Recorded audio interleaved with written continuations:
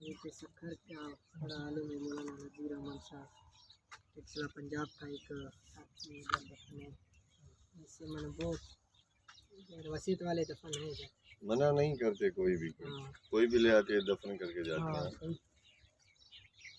देखें ये उस ज़माने में माशाल्लाह देखें आए मेहनत की, उस वक्त शायद ये बिल्कुल रेगिस्तान होगा, आबादी भी नहीं होगी यहाँ पे।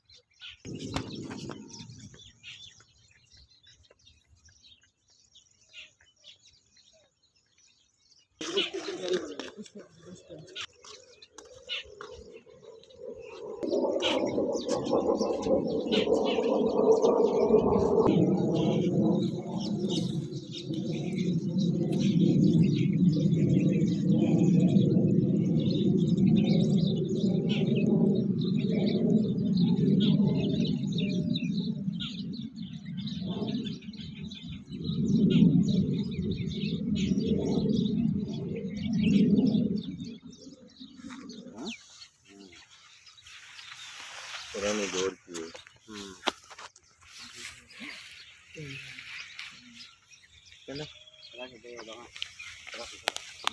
कुरान आई हुई जमात